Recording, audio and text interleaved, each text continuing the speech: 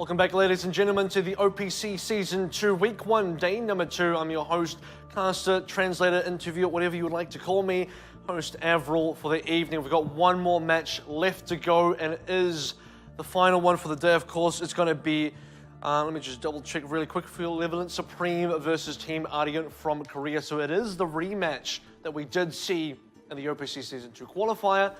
Let's take a look at the teams right now. We're going to start things off with Team Libalent Supreme. Two of the members you might be familiar with already, Darton and Jasper from Team Japan Overwatch World Cup. You saw them in Sydney. You see them again now in Taiwan. Had a interesting start to yesterday. They unfortunately went down 0-3. So that wasn't the start they were looking for, and that was against AHQ. So now on the other side of the board, you have Ardeont, Korean Titans coming in. 3 members of this team that used to be on Mighty AOD from Apex, now coming into Taiwan. Some new members on this team as well. Some untested members playing professional Overwatch for the first time. Players like Republic, players like Smurf, who played on amateur Korean teams like Bucheon M+, that just came second in the Korean Overwatch Open. So, I mean, you got some rising talent would be a good way to describe this Ardeont squad, and Ardeont had a bit of an interesting run yesterday against Hong Kong Attitude, where Hong Kong Attitude really pushed it quite far with them. I would even go as far as to say Hong Kong Attitude had a much more hotly contested game against Ardeont than even tonight against Mega Thunder. I think for Hong Kong Attitude, maybe let the guard down against Mega Thunder, but taking nothing away from Mega Thunder at all. Well respected, well deserved win, putting themselves up 3-0 onto the scoreboard, now putting themselves at 1-1 overall in terms of matches. And for Ardeont, looking to go 2-0 by the end of this evening. Libalent Supreme in a similar situation to where Mega Thunder and where Hong Kong Attitude were just before they completed the match, which is currently sitting on 0-3, currently sitting on no match wins, and staring down the barrel of potential 0-6, similar to where Hong Kong Attitude are. And of course, because it is a rematch, we have something to go off of. We have the previous Ardeont lineup, which did include Thorncut, which did include Dayfly from Freaks Blue as well, who are no longer with this Ardeont roster. But that was the original Ardeont roster that went undefeated in the OPC Season 2 qualifiers, including the matches were Libalent Supreme, which Ardeont cruised through. I don't think Libalent Supreme, unfortunately, in that qualifier, really put up much of a fight against Ardeont, which is a little bit concerning now for this team going up against Ardeont. Again, the good news for Libalent Supreme is they are one of the few teams in the OPC with some real experience against Ardeont. And not just experience seeing Ardeont or, you know, maybe facing some of them in a non-match environment, but actually seeing them in a match, playing against them in a match, and losing to them in a match. You learn a lot from that experience. So for Libalent Supreme, they probably take in more experience versus this team in any other team so far have. So something Libalent Supreme can definitely use it to their advantage. And not only that, but you know, the experience they've now taken from the World Cup, going to Sydney, almost beating Blank as a part of the Team Japan team, and also the fact that I think Libalent Supreme's performance yesterday as well had a lot of color to it, had a lot of interesting moments, some very good moments, some very competitive moments. You look at the Nepal game against AHQ. That was a match that realistically for Libalent Supreme had the possibility of winning. Now let's take a little bit of a closer look to each member as well, side by side. Libalent Supreme on the home side against Ardeont. On the away side, if you're not too sure how the home and away system works, if you're joining us for the first time, the home team gets to pick maps 1, 3, and 5, as well as the starting sides. The away team picks maps 2 and 4, as well as the starting sides. And in a double round robin lasting 6 weeks, each team will have a chance to be the home side at least once, the away side on the other side of the round robin. As we're passing through some of the players now, Darton, one of the tanks for Libalent Supreme, one of the representatives of Japan in the World Cup. Selene as well, the support players. So Libalent Supreme had a really hard-fought journey into OPC. Just going back to some of the results from that qualifier, they went down to Ardeont 0-3 in that initial semi-final match, and then in the lower bracket had to fight off Talent Esports, which included Mui on the other side, a 3-1 match, and then detonated Korea in the lower bracket final 3-2, and a very closely fought 3-2 to finally get their qualification spot into OPC. And now detonated Korea spending a bit of time preparing for Apex Challenger Season 5, so didn't have a career, not even completely out of the game just yet, but the game that we are talking about here is, of course, Libalent Supreme versus Ardeont. And Ardeont, definitely big dogs here. The first player we want to talk about is Animo, otherwise known as Sleep. If you remember Mighty AOD from Apex, you'll remember Sleep as one of the support players from that team. Jeff, one of the newer members, one of the newer additions to this team, otherwise known as Aim God. That was his previous alias. Pretty good alias, I might say, as well, but, you know, you don't want to wrestle with Jeff. So here we go. Michelle as well, one of the newer additions. Michelle used to be a sub for this lineup. Thorncut was the primary player for that Diva Flex position. Michelle now stepping up to replace Thorncut. The next player we got down here is DM. So, and actually, an amazing Tracer player. So we talk about some of the best Tracer players in this competition. We talk about the likes of Bacon Jack. We're now talking about I Eat You Up as well. That's very similar to Bacon Jack. You got up-and-comers like Kant that is really starting to pull their own weight, and of course, DM in the mix as well. Ardeont versus Flashballs and Ardeont versus Blank is going to be interesting just for that Tracer matchup, if nothing else. And the other part of that DPS combo has to be Erster, and Erster really showed up yesterday. A lot of yesterday's match for Ardeont against Hong Kong Attitude did come down to Erster pulling off some really massive plays. Doesn't really matter what he's on. Probably the best hero that he picks up is Genji. I'd go out and say he's absolutely the best Genji we've seen in this tournament so far. Might get challenged later down the line. We'll have to see if someone else pulls up a comparable Genji, but so far, Erster, he's the one to watch out for, and I think the real deadly member here has got to be Erster on this team. He has played a soldier as well. First map pick does come through from the Libalent side. It is going to be Lijiang Tower. So there he is once again. You see Control, Hybrid, Assault, Escort, and another Hybrid. Hybrid is the map order. So Libalent Supreme will get map picks 1, 3, and 5. That's going to be important for them because they need the map pick advantage. They are the underdogs in this matchup, and they are going up against a very favored team. So having at least favored map picks will be something they can use in their back pocket, something that they have to really clutch onto if nothing else. You don't want to be going down without a map win here. I think for Libalent Supreme, a team from Japan that has the weight of the nation and the weight of Japan. We talked about this yesterday in terms of an underwhelming performance from Japan in OPC Season 1. Libalent Supreme do not want to repeat that. They do not want to have another showing of Japan in the OPC where they remain in the 7th and 8th place spots. But this is definitely the most competitive season of OPC so far. So, you know, if Libalent Supreme want to avoid 7th or 8th place, they have to prove it. And they can start right now because this is the team they've lost to already. They show a good performance here today.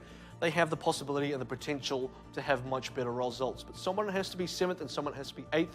For Libalent Supreme, it is about survival, at least in this matchup. But for Ardeont as well, I think the thing to talk about for Ardeont is yesterday's match against Hong Kong Attitude, despite being a 3-0 win, probably not the most convincing 3-0 win you've ever seen. Not the most convincing one that you think of. Much like Mega Thunder, this is a much talked about team.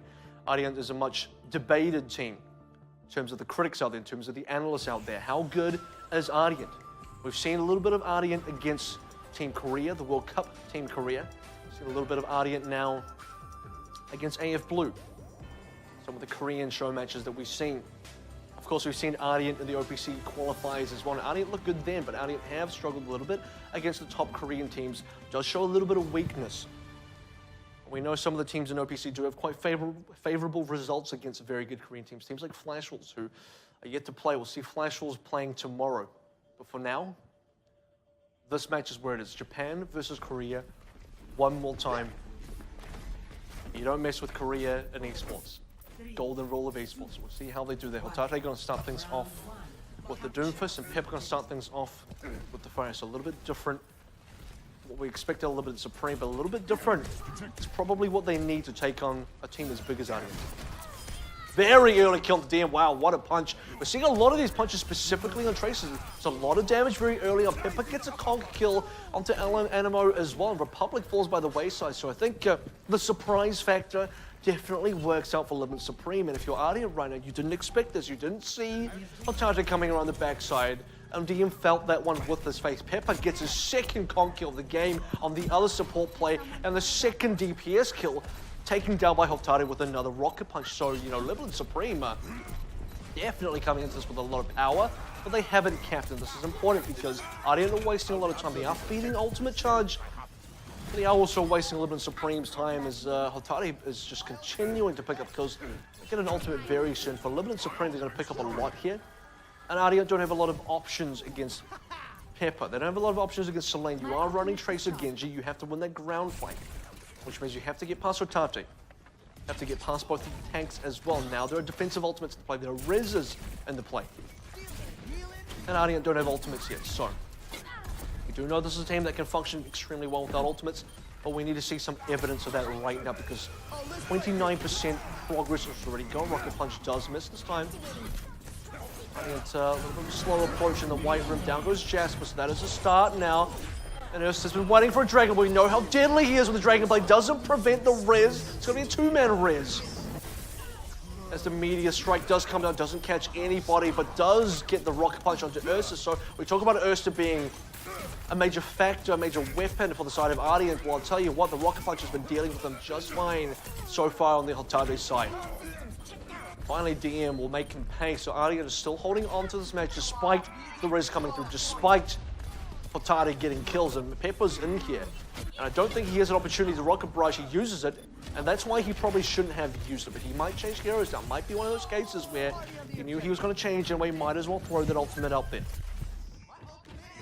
Now Ardeont taking charge, and I think that was actually quite demanding and quite dominant from Ardeont. The fact that they were behind, the fact that they had to play into a res, couldn't prevent the res, lost Ursa to a punch, they still win the fight. DM was probably the big carry there.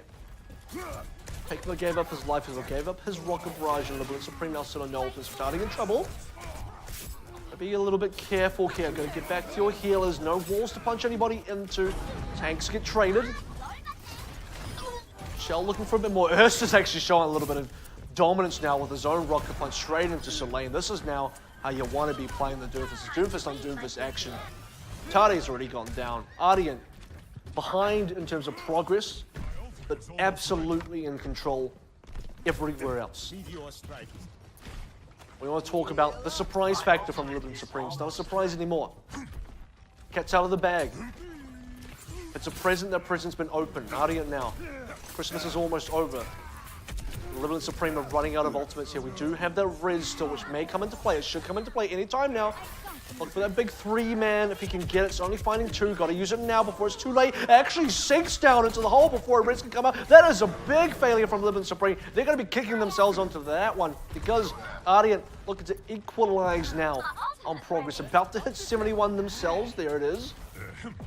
With more ultimates than Libalent Supreme, who still have to play reactive. They don't have the proactive ultimates like the Sound Barrier because, or rather like the Transcendence, because they are playing the res instead. They're getting a lot of kills though, so they're not going to need it just yet. A lot of success, and they're going to res anyway. Just got to keep the momentum going. Hell, why not?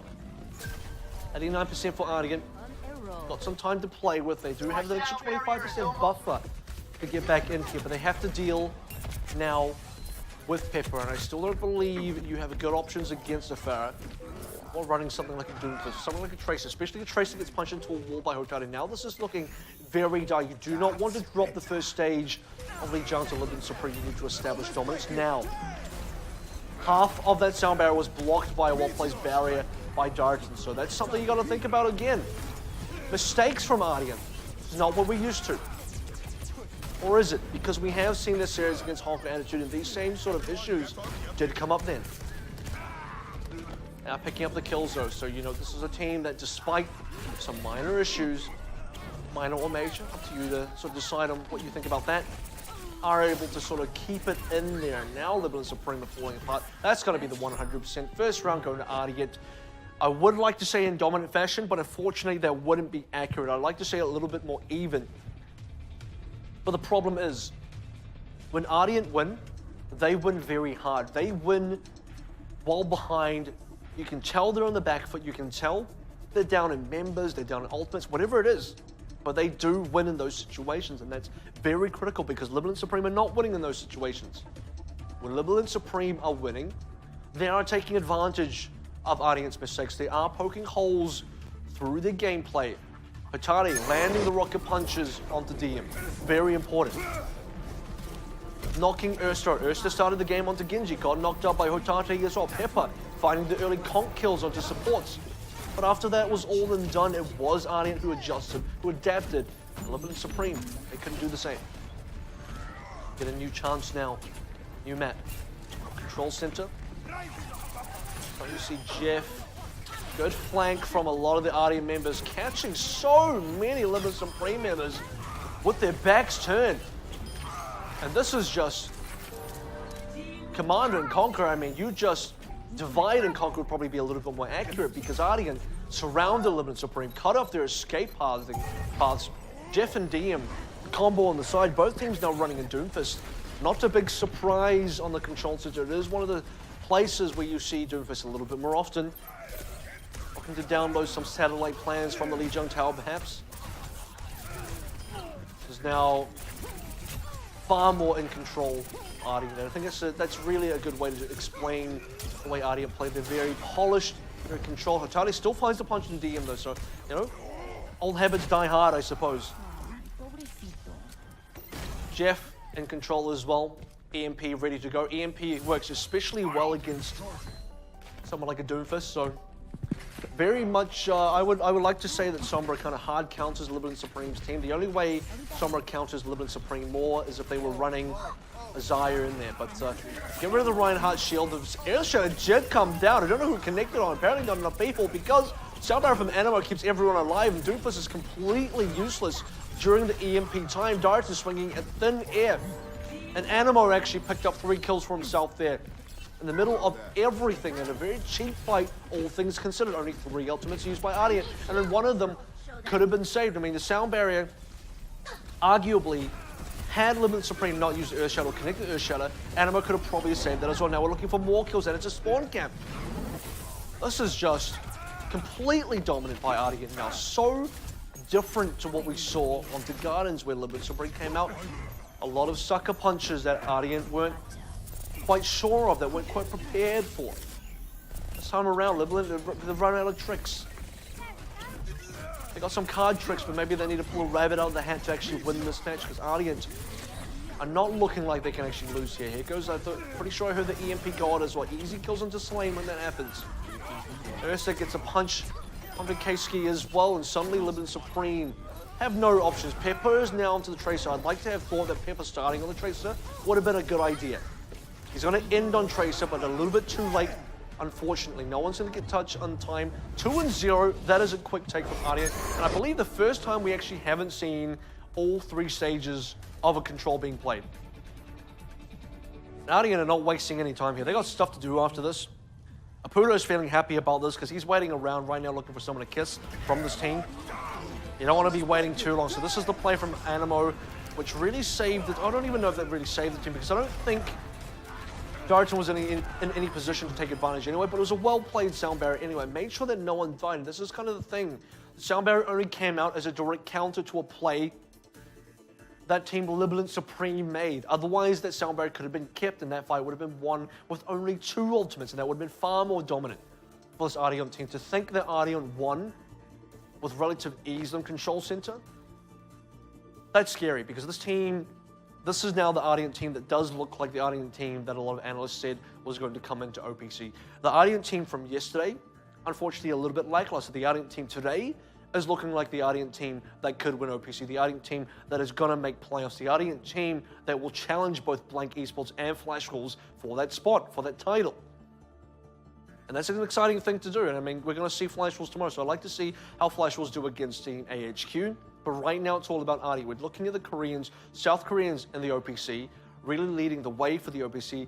And we are seeing this injection of talent. There are no weak links anymore in the OPC. And hopefully for Libalent Supreme, they don't become that weak link. It's incredibly important for them to keep their heads above water, to make sure that they are competitive. Even against teams like Ardeont, they had a really tough time against Ardeont in the qualifier. They need to turn that around because they have improved. But have they improved enough? Because if not, they've got a long way to go ahead of them, and they cannot be waiting 6 weeks to do that. You don't want to get to the last moments before you really start to come out of the woodworks.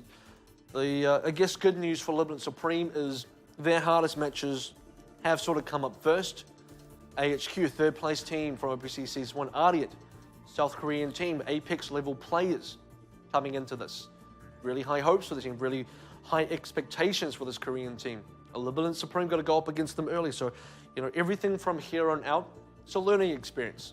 Maybe you do lose to Ardeont, but you do come back stronger against some of the other teams in this competition that might not be on Ardeont's level, and I think for Libalent Supreme, invaluable practice time as well. Don't forget, both teams coming into Taiwan as complete foreigners. They don't know their way around the country. They don't speak the language. They might not even really recognize the food here. So, you know, for teams like this, living in Taiwan, practicing, operating for about 9 weeks is definitely something to ask for. For Libalent Supreme, finding that comfort is definitely something that needs to happen there, both in-game and out of game. Of course, we have at least 2 more maps to go. That was Libalent Supreme's pick. We do get into a couple of replays before we get into that, but if you thought that was scary from Ardeont, it is scary to consider that Ardeont also get the next map pick on top of this. So Libalent Supreme already on a very quick and firm back foot. I do have to say, though, Garden was very competitive. I think Garden's Libalent Supreme definitely showed their hand, definitely showed their capabilities, their potential, but they needed to bring that into Control Center as well. And certainly they need to bring that into Hybrid as well, because Control was one thing, Hybrid is another, and this is the opportunity to slow down the gameplay. We are going to King's Row as the map pick, so we're not going to get to Eichenwald or anything like that, even though Eichenwald was a map that Libalent Supreme had picked against Ardeont previously.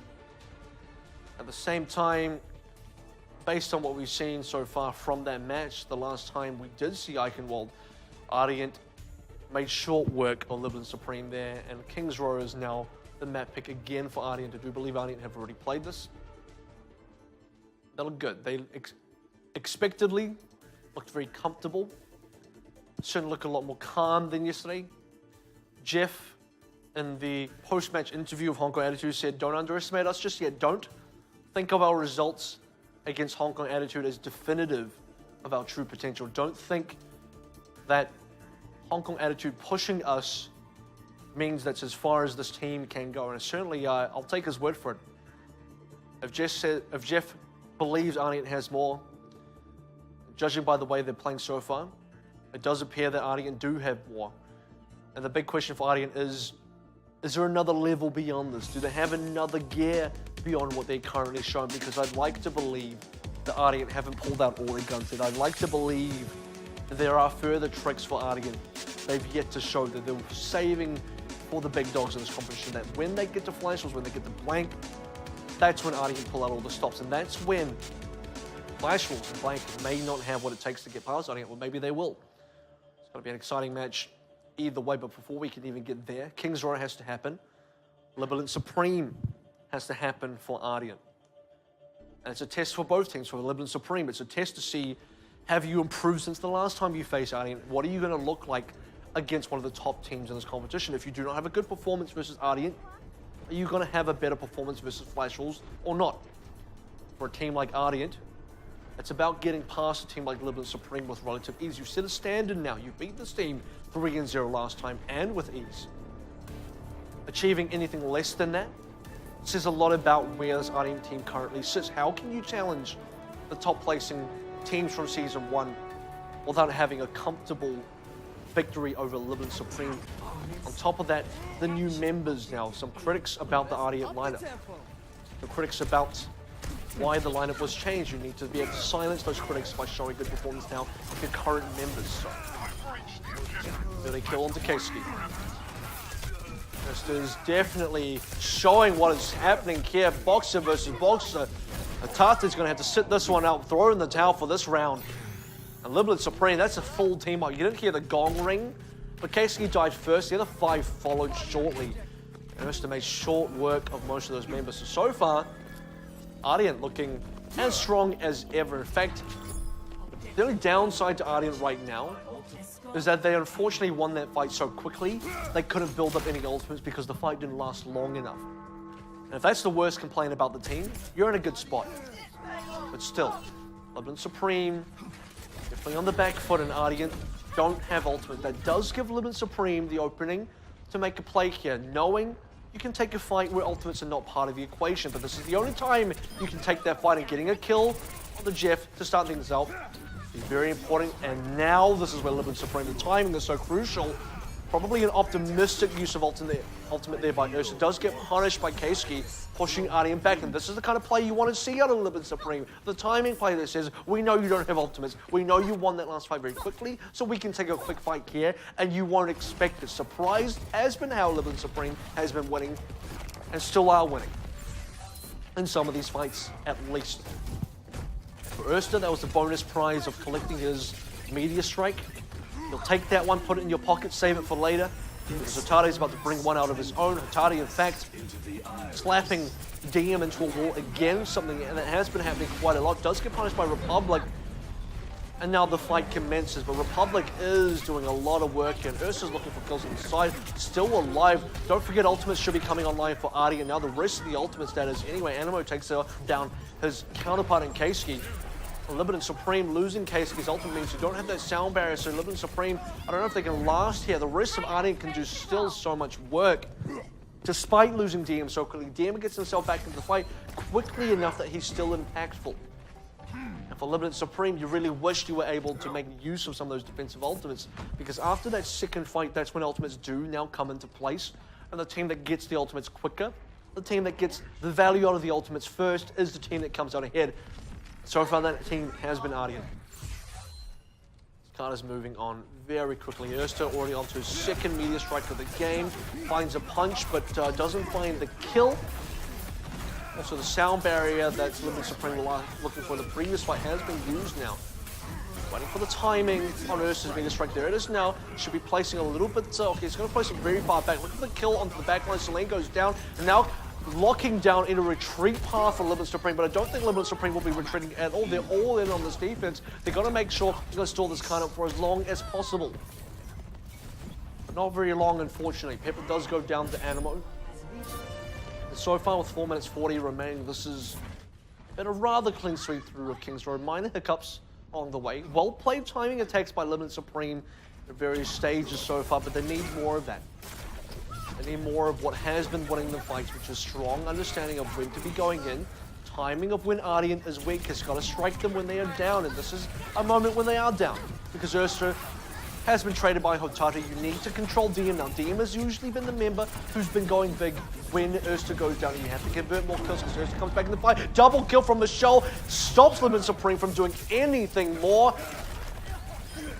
We even see Hotate just trying his best to delay as much as he can, get a little bit more damage in there, and the spawn camp now into effect. Expect him to be throwing a pulse bomb into spawn gear. Expect Libalent Supreme to be very much stuck. That's the stick. Drops it straight away. Should get healed up very quickly, but meanwhile the card does continue moving, but not if Selene has anything to say about it, because Transcendence coming on through, but it's stalling Transcendence. It's not really healing nobody, but that's another problem. Selene getting killed straight out of the Transcendence, but Hotate down as well. No one realistically left alive. Jasper's trying to hold on to everything he can. The self-destruct got nobody as Paper takes down Republic. The first sigh of relief for Libalent Supreme, but they need more than just that. They need kills, they need control. Nice plays from Selene to dodge out Ursa, but dodging out Ursa is not enough. You got to kill Ursa, you need to stop this card.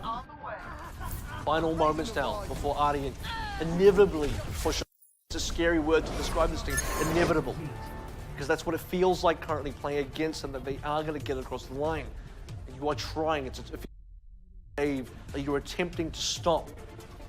You do not simply stop a tidal wave, and that is a scary thought.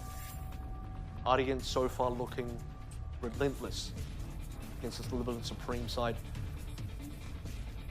Certainly a lot more work needs to be done here to stop the tide of Ardeont, who are now going to be on the defense, so in fact, a change of metaphor here. Now it feels like, you know, Ardeont have to be that mountain that you're trying to climb if you're Libalent Supreme, and so many factors to consider. If you do kill Ursa, and by the way, he's not invincible.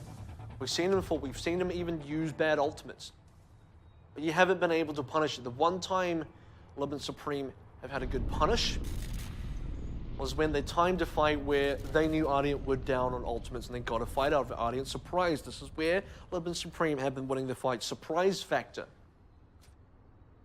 Unfortunately, surprise factor is rather inconsistent. You can't rely on it, but it has been the X factor for this Libalent Supreme team to get something done. They need a little bit more than that. Adaptation is going to be key now. We talk about the adaptation from Ardeont. We talk about the fact And this is a team, when you look at something like Lijiang Towers, really slow start on Gardens, but they adapted, they learned. Something that Libalent Supreme has not done against this team so far. Repeated mistakes. For Ardeont, repeated successes, some minor mistakes in there. Minor hurdles, but they get over them. And with ease. It does look like we're going to go back to the strategy we saw on Gardens that had the most success, which was the Farah, as well as the Mercy, called the Pharmacy, plus the Doomfist on the side as well. Fortunately, it's not going to be Ardeont pushing into use. You're not going to surprise them too much with this, and they have seen this already. Now the composition has been identified. The positioning so far, but Ursa swings the first punch onto Hotate. Now you have to get this punish on Ursa because he is out of position somewhat slightly. Tanks to back him. Selene going down should signal the retreat for Libalent Supreme now. And if you were going to consider changing your composition now would be it. If you don't change your composition now, you're going to be playing until you have ultimates. You're really committing. They will choose to commit. There it is, Ursa again. Great angles for punches, by the way. Just haymakers from the left field. Just not even looking out for them. Already sitting on the meteor strike. The first ultimate in the game so far for Ardeont. And for the whole team. Pepper's so low already. Selene's got to get some healing done there. This frontline control has been extreme from Ardeont so far. And you haven't gone past Ursa yet. We talk about Ursa as someone that's not technically invincible. You can get past Ursa. But when you do, you have to get past DM. And that's always been the barrier that has held Libalent Supreme back. So here we go. Can they get past Ursa, first of all? The Nano does get committed onto Republic, who picks himself up. Kill Republic doing work here as Pepper suicides. Republic doing yet more work. And you're 96% on Selene, which is unfortunate because you're close to that res, and you really needed that res here. The res would have been crucial for coming back from the fight. But if you are going to res so early on without the ability to actually win, you're just resing to get yourself back into a 6v6. You're actually resing into player advantage, and that's unfortunate. DM doesn't land a pulse bomb, so again, more pluses for Libalent Supreme. To say that Ardeont have not hit their ultimates, cool, that's something we can work with. Now Ursa taking down Hotate again. There should be, I'm expecting the res here. If Pepper goes down, there should be a res. Selene actually goes down first, so nope, not going to be any res play, and this is going to be the green light for Ardeont to continue rolling on through to getting as many kills as they can, knowing no res is going to come through. Even if a res does come through, it's painful to res here. You're so close to your spawn, you might as well spawn instead. And this is part of the game where you're sitting on 5 ultimates. One ultimate already used previously by Pepper. The second rocket barrage we see in the game is not a lot of effect. Selene going down again gives Ardeont another opportunity to get extremely aggressive without the risk of getting punished here. This is a brutal hold because we're not even past the front gates here. Usually two teams do not get held at this front gate. They get past this front gate, especially when you're running more mobility. Stuff like Pharmacy. Here we go, the Nano boost now. Back onto Republic. Ursa going down. That's the first sign. Now you got to get past DM. If you can get past DM, you can start to get some good work done. Self-destruct that's getting lobbed out. Doesn't pick up anybody, but DM is starting to strike back, and this is the danger. This is what we're talking about when we talk about Ardeont. You need to get both DPSs, and so far one doesn't count. Hotate does get Republic, so they get a little bit of room opened up, but Ursa rejoins the fight. Now this is where Selene can do a lot of work with this res. Hotate taking down Jeff is a really good start as well. Self-destruct catches nothing, neither does the meteor strike. Hotate's doing a lot here. The one res does come out, and might just be enough. This is the kind of res that we are looking for. The kind of res that gives you a player advantage, not the kind of res that resets your entire team. 2 failed rocket barrages later, Pepper does find some success, and now this is where Ursa and DM are both out of the fight, with the rest of Ardeont are all out of the fight, and you have Hotate on the front line. He's about to die, but he should prevent anyone from touching this, which does mean Libalent Supreme finally cap in the final moments, just before we hit the overtime. A little bit of a breath of life for Libalent Supreme. Some pretty dire moments there. It's not quite over just yet. DM's waving at you just to remind you he still exists, and Ursa's done a great job of punching Mercy out of here, by the way. Not something you can easily do. Gets a second punch so easily, converts onto a third kill like it's nothing. This man knows how to play Doomfist. That much we know at least. Seems like a pretty obvious thing to say at this rate. 157 now remaining. I feel like we just capped. It feels like we just capped A, but we're still defending cap A. Libalent Supreme have control of this first point, but it feels like Ardeont is still defending it. That's how strong this defense is right now. How much pressure is still being applied. Looking for another aerial punch. Ursa not going to go for it this time around. Nearly onto his next meteor strike. Republic, the recipient of every nano boost so far. Finds Selene. That's a big one. If he can get this kill, Selene already missed one of his jumps away so low. And Sound Barrier did get used. DM focused him down. So Selene, once again, no more res. As soon as the res is out of the picture, that is the sign for Ardeont to get a little bit more done. Jeff gets punched by Atari again. The second time that's happened. Even Trazo. Selene is back. Don't forget, Selene can still come back and make a lot happen here. And Ardeont, they do get kills. And 4-man res, that is huge. Welcome to the pub play of the game. But double meteor strike kill will respond from the Ardeont side, and Ursa's got himself 3 kills. You just res 4, and Ursa's killed 3. But Holtati does clean him down. DM and Ursa are both down. Like I said, you got to get past both of these DPSs, or one of them will make the play. To res so close to your own spawn, that's got to be a heartbreaker. But it has to happen. Against a team like Ardeont, you have to do it. Thanks for the assist. You see the results of that. They are making now progress, and it seems so intense when you've got 30 seconds remaining and you're just now making progress in the streets. So much pressure Ardeont have had on Libalent Supreme so far, and Libalent Supreme are staying true to this composition. They don't want to change anything just yet. This is what they believe is their best shot, taking down Ardeont. Nice punch on the DM, that's going to start things off, but Ursa responds. You have got Ursa and DM both down, so this is the opportunity for Hotane to get a lot of work done. Carter's still continuing, Jeff is down, the DPS will be respawning, but you are also pushing into overtime. If Selene can get another res play here, that's probably going to be your opening. 75% for Selene. Watch that ult charge on the Mercy. You need to get this res, I believe, to really get it done. I don't think Ardeont's the kind of team that will give up this cap. It certainly doesn't appear that way. They just strike clicks K-Ski already. Oh, just a shame. So close to the sound barrier. Selene has a res. There it is. Into the sound barrier. He has to use it straight away. He dies straight away. Oh, that is a heartbreaker for Pepper. Using the rocket barrage, gets a couple of kills, gets 1 kill set straight away. And this could still go either way. And Libalent Supreme get it across the line just. That was hard. That was difficult for Ardeont. They nearly got there, I think, for Ardeont. Well placed. I got to commend DM for that pulse bomb.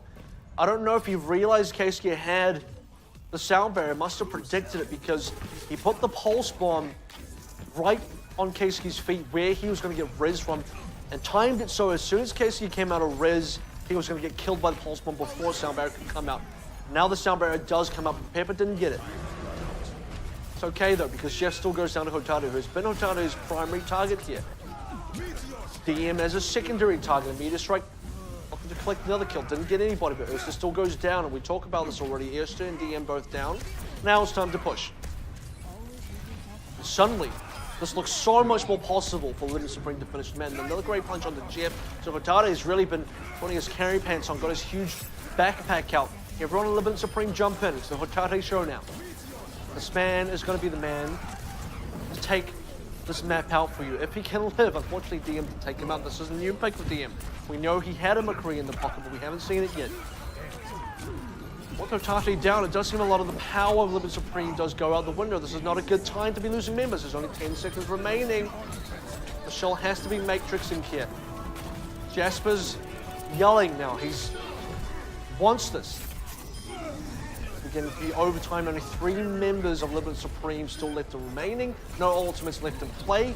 Not enough reinforcements. DM with the Deadeye as well, looking for a couple of kills, collecting many. Ursa even onto the Tracer. This team just plays everything and they will get the full hold. Wipe the sweat off the brow for Ardeont because they completed 2-0 now, but that was a hard-fought 2-0. Unlike Lijiang Tower, which was much more one-sided, King's Row unfortunately was not. Still some very good moments by Ardeont nonetheless. Ursa put on a clinic as expected. Republic, every time he got nanoed, got the kills. DM as usual picked up the pace when Ursa couldn't. See some highlights now from Erster. It's got all the good angles, and King's Row is a really good map for this. You've got a lot of good angles. The meter strike collecting too as well, extremely well timed. I mean, so far Ardeont, in terms of these counter ults, have been able to time it so that they can play as soon as the Riz comes out. We've seen that from the Pulse Bomb from DM. Drops it as Keisuke comes out of the Riz. See that from Erster. Lands the meteor strike with the perfect timing as soon as two members come out of Riz. It was a 4-man Riz, and it's a 4-man Riz right outside of the attacker's spawn. It's not the place you want to Riz, and the fact that you have to Riz in the first place, I think says a lot about this matchup. I think also, though, for Libalent Supreme, they made a lot of progress on that. Unfortunately, not enough progress, but it is progress nonetheless, and it does give them a little bit more to work with going into Assault. And Ardeont looking generally confident, calm and collected. And they're going to have to continue that on through, I think, to map number 3, because in the final moments of King's Row, specifically around the end of Streets phase going into the start of Cap 3, that's when Ardeont started to fall apart a little bit. That's when Libalent Supreme found their mojo. That's when they started to find their pacing, find their footing, and really put themselves onto their map and say, look, this is our time now. This is when we really know that we can push you out. This is when we can know that we can find weaknesses within the team. And Hotari was a big part of that. He stepped up on the Doomfist. He was able to find the kills, consistently getting punches onto Jeff, consistently getting punches onto DM. This is part of the problem. Half the problem was DM, half the problem was Erster. Someone would kill Erster, and then Hotari would kill DM, and that's after that, that is when Libalent Supreme then pushed on through. And then, of course, you have that well-timed attack very early on, with one of Ardeont's original pushes straight after capping, and Libalent Supreme knew the timing of that push, exactly where they played, and made sure no Ardeont members had ultimates yet. So you see some of these small shining moments from Libalent Supreme that you just want to see a little bit more. If they can grasp that, they can really tap into where and how they're winning. You see it on Lijiang Tower straight away. Double conk kill from Pepper. A lot of kills from Hotati as well, really knocking Erster. Erster wanted to start on the Genji. He changed to Doomfist as a response to Hotati, and this is the kind of where you want to be as Libalent Supreme. You want Ardeont to be playing your game. You want to be in control of the pacing of the game, not the other way around. But it does seem like Ardeont are the kind of team that muscle you out of that position quite easily. It's something for Libalent Supreme to really think about and really take back home with them after this match. And I don't want to call it too early, but 2-0 so far. Ardeont, having already won a 3-0 series against them previously, is one of the favorites now in this competition. It's a hard ask. It's a very difficult, hard ask, tall mountain to climb for Libalent Supreme if they want to take a map win here. But a map win would mean so much for this team, for Libalent Supreme. I think it would give them the confidence, it would give them the clarity that they would need to sort of continue on in this competition and say, look, we can not only take a map now off of Ardeont, but this now gives us the opportunity to take maps off and potentially even beat other teams, because a team like Ardeont, who is so good, you can do something against these guys. You can make these guys bleed, make these guys sweat, make these guys change their game plan because of you. That's when you've got a shot against teams like Flash Wolves. You've got to beat AHQs. You've got to beat the blanks of this competition. That's when you're not going to be the Team Japan that comes 7th or 8th. You're going to have a minimum top 6 placement. And I see that potential with Libalent Supreme. You see little bits of the glory in there, little bits of the brilliance. You can really get it back into there. That's when Libalent Supreme comes back on top and really show it to the rest of the teams. And in fact, a couple of matches I'm really looking forward to later on in the coming weeks will be Libalent Supreme versus the likes of Machi Esports. Should be a very close one. Libalent Supreme versus Mega Thunder as well, who are really coming back online. Mega Thunder with their own dreams and aspirations of making that top 4. And I think for a lot of teams, making top 4 is now within the realm of possibility. There are more than 4 good teams in this competition. The fight for top 4 is certainly going to be a contentious one. In fact, I think even the fight for 1st, 2nd, and 3rd will be a very contentious one, because it's hard to call right now. We haven't seen Flash Wolves. We haven't seen Blank. We've seen Ardeont, we've seen AHQ. Ardeont had some problems yesterday. AHQ have had some problems today and yesterday. When AHQ have been good, they've been very good. When Ardeont have been good, they've been even better than that. And that's a scary thought to have. And certainly the AHQ versus Ardeont game is going to be an interesting one. We're not going to see it this week. We might not even see it next week. We'll have to check the schedule for that one. The Flash Wolves versus AHQ will be coming up tomorrow, and that's going to be quite an exciting match as well, to see the rematch of the top two Taiwanese teams, the Taiwanese Giants, as I like to call them, really face off. It was, of course, the match that we started and kicked off Season 1 with. The opening match of Season 1 was Flash Wolves 3-0 against AHQ.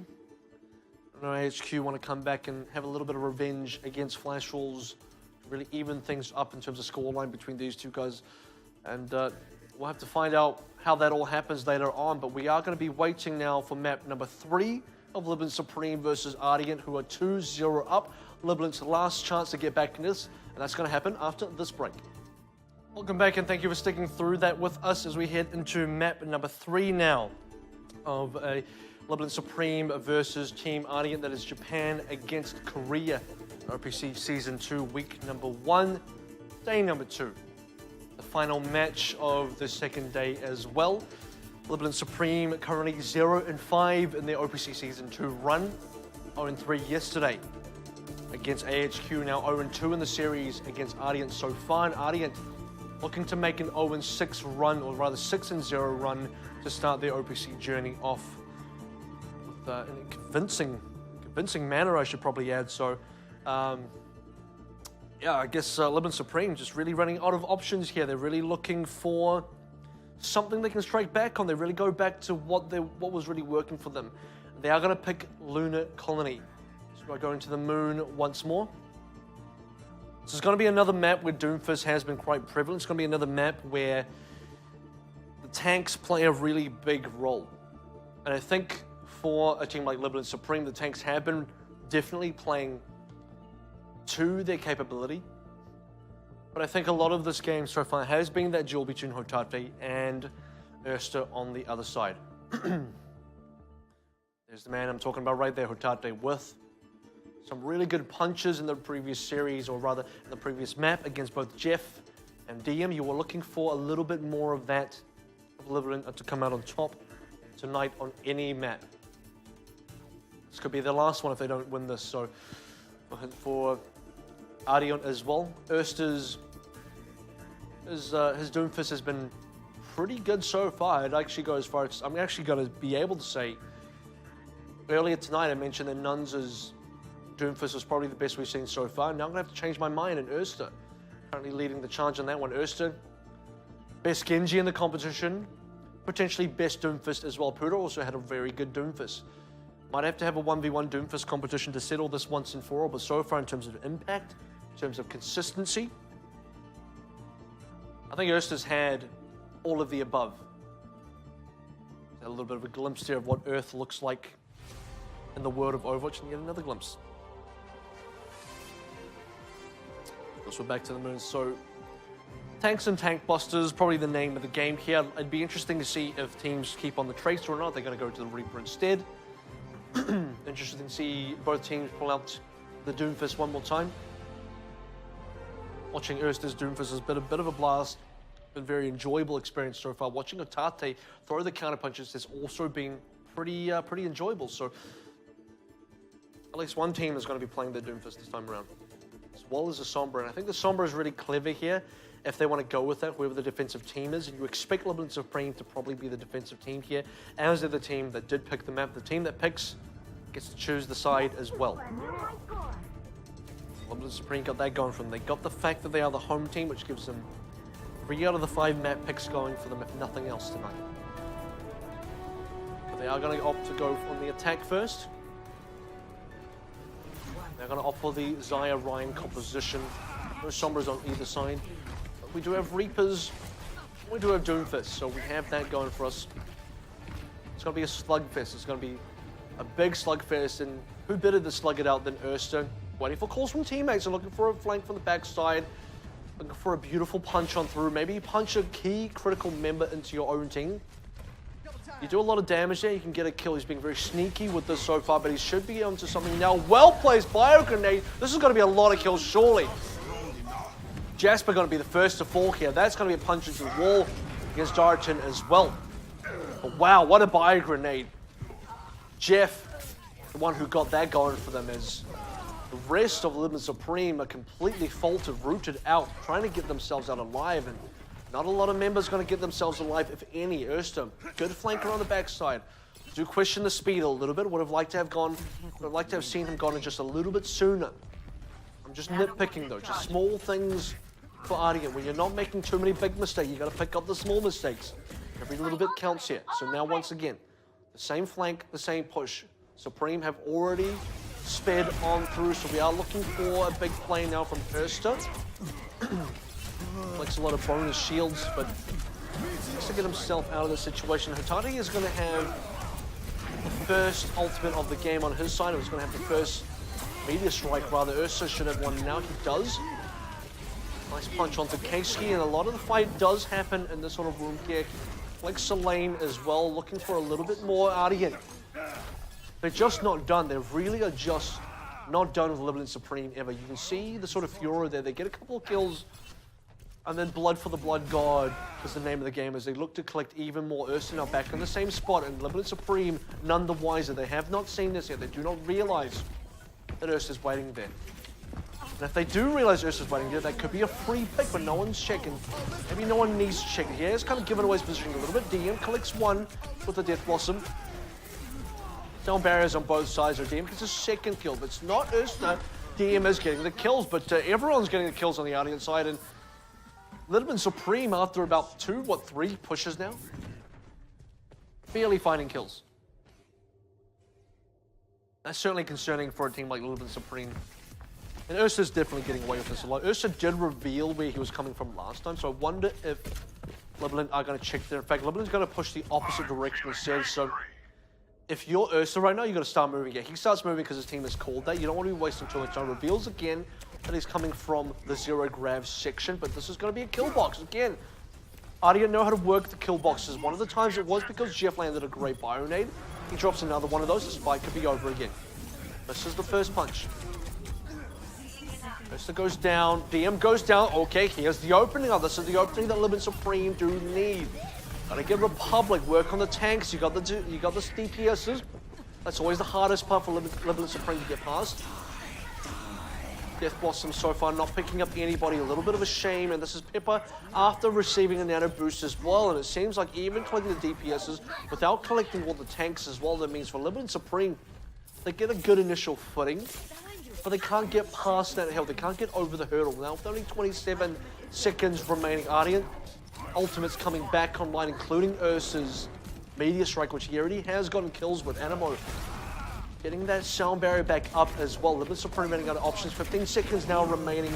2 ultimates on their side. Ursa and Chase as well. 2 kills already. Here comes Meteor Strike. What does it get? Looking like a lot, maybe nothing.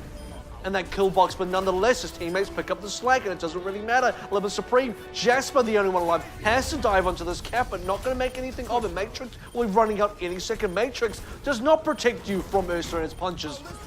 The deadly punches that have been doing so much this game. Sound Barrier will secure the deal for Ardeont, and they first hold 46.9% for Libalent Supreme, though, so they do get away with something. This is not going to be a case where a single 33% attack for Ardeont will be all they need. 46.9 also isn't that far off. There's the man Jeff himself, participated in the winner's interview yesterday, looking for a second appearance at the winner's interview podium after this. With bio-nades like that, who could blame him? Looking for a few more of those bio-nades, and certainly a DM pulled his weight on the Reaper as well. Death Blossom did pick up a kill on this counterpart, Pepper. Seems like both teams are willing to give away the Traces here. Probably for good reason. Both Traces have had to eat the brunt of many of a Doomfist rocket punch right squared up into the jaw. This, of course, Cat B. We haven't even seen Cat B yet in this series. We haven't seen Libalent Supreme push onto this. And if Ardeont have it their way, we're not going to see them push onto it either, because they're not going to need to. Some more frozen peanut butter outside. Peanut butter of the future, of course, never expires, so that will last forever. So Ardeont on the attack. So actually, this is Libalent Supreme on the defense. Going to be sticking on to the Reinhardt, which is still an interesting choice for me, because Reinhardt does somewhat struggle against Doomfist. You get knocked out of the way quite easily. It's actually interesting if you play Reinhardt versus Reinhardt. Then the Doomfist becomes quite interesting because the meta game is you want to knock the other Reinhardt out of the way so that you can land an Earthshatter with your own. But Republic might actually be running with Reinhardt for the first time in the OPC, so that'll be interesting to watch as DM goes onto the McCree, Pepper also onto the McCree. So both teams reading each other quite well. Both teams have a good understanding of what they kind of want to run here, and they often get into these mirror situations. Now we'll see Ardeont's approach to this, because based on what they've seen already, of what they did to Libalent Supreme, they don't want to have that done to them, and certainly they're not having it done to them.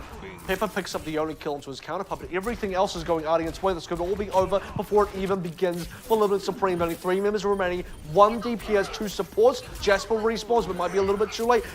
1 goes down, Selene. Keski follows. We only need 46.9. The cap is going. Who's on there? No one's on there. This is all over. Ardeont collect the finish. 3-0 in spectacular fashion. So quick. It feels like they're trying to give me a break. What's going on here? Ardeont did not want to take this to a map 4. I know Mega Thunder already out having dinner. It looks like Ardeont want to join them before the food gets cold. That was a very quick take from Ardeont. Very dominant display. You almost wanted Libalent Supreme to defend first, just so you can see Ardeont how they approach the B cap. You want to see a little bit more of Ardeont to see how they play, but they were so good at trapping Libalent Supreme in these kill boxes. Whether you want to go left, you want to go right.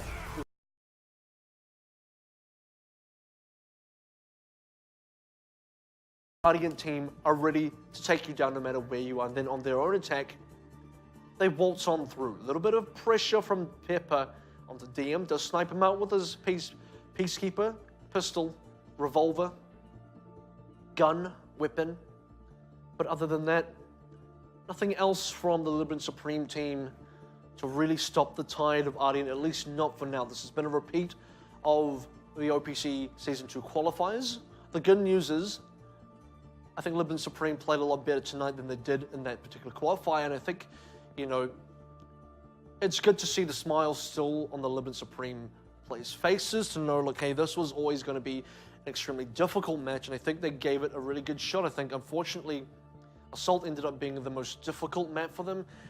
Horizon Lunar Colony, they may need to readjust their approach, at least against Ardeont, but some of the other maps were far closer. We do look back to King's Row, which is definitely the closest they've had been.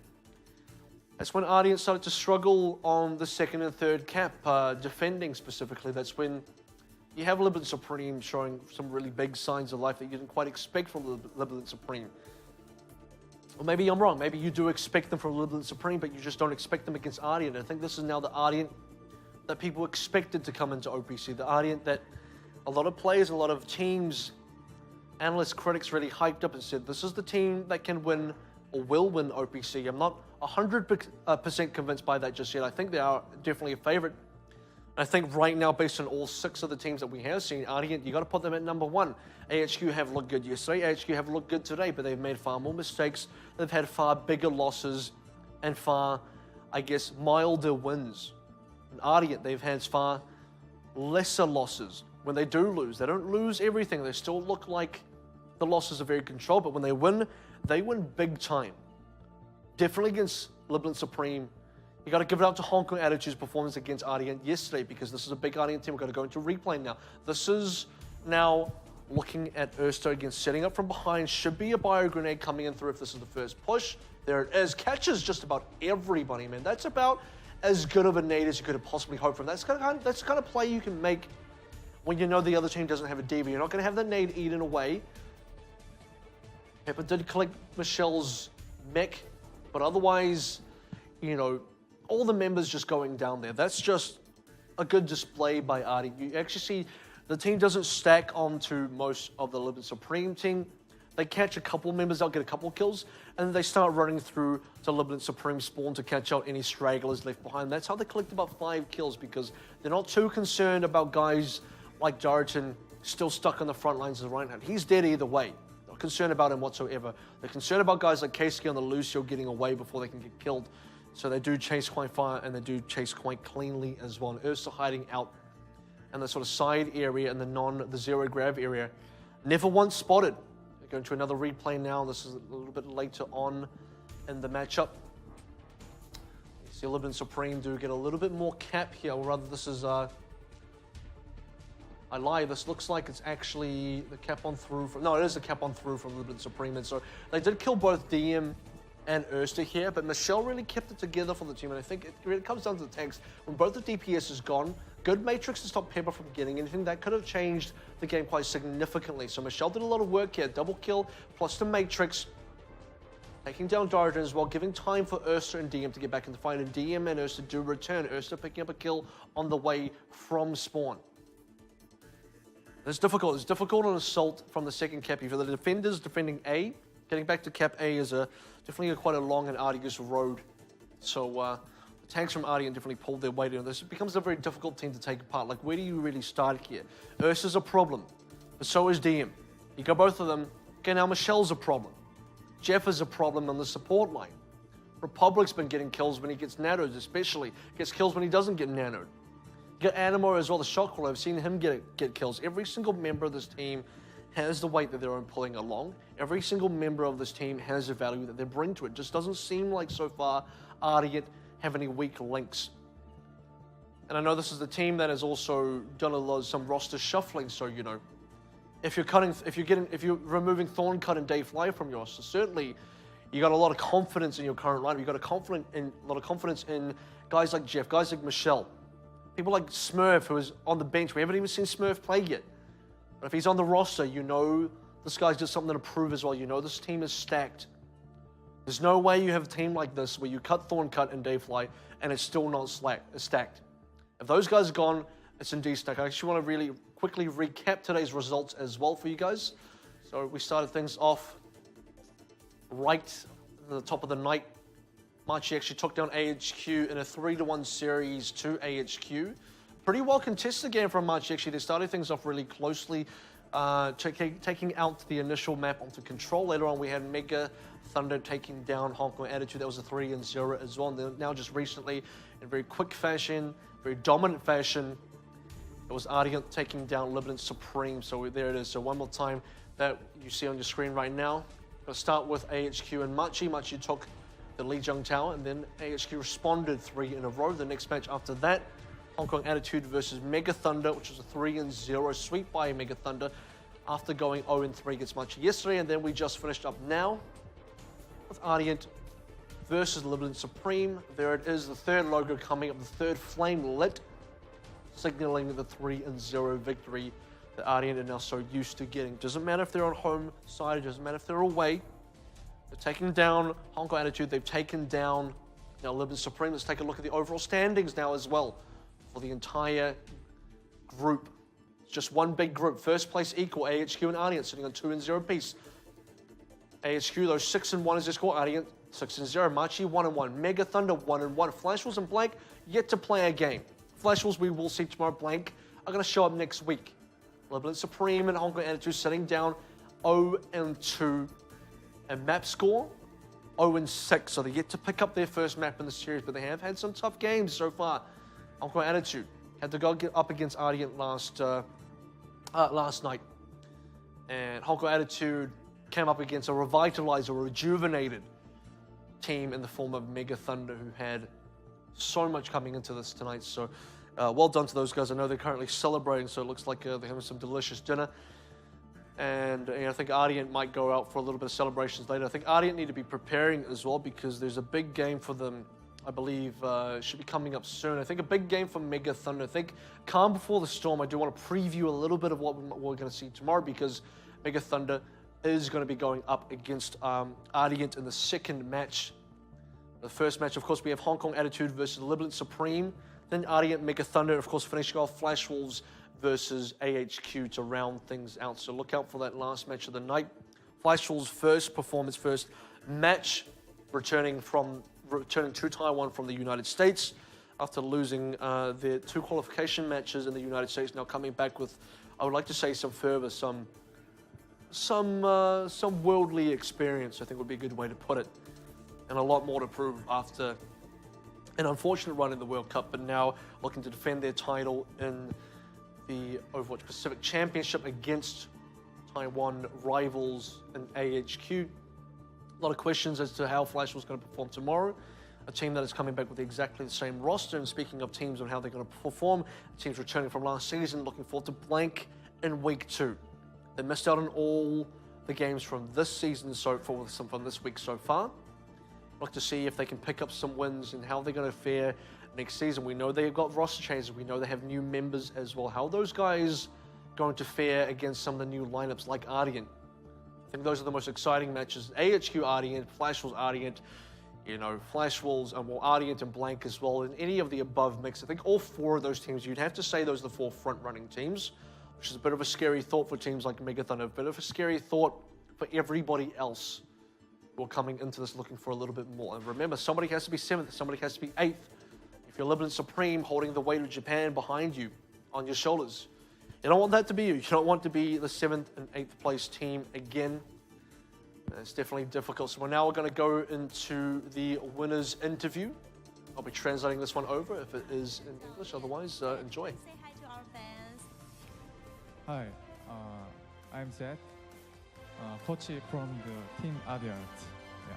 好，我们现在来访问 Z， 是因为他昨天说，发挥的没有很好，但想请问他今天3-0击败了对手，对自己的表现有什么样的评价呢？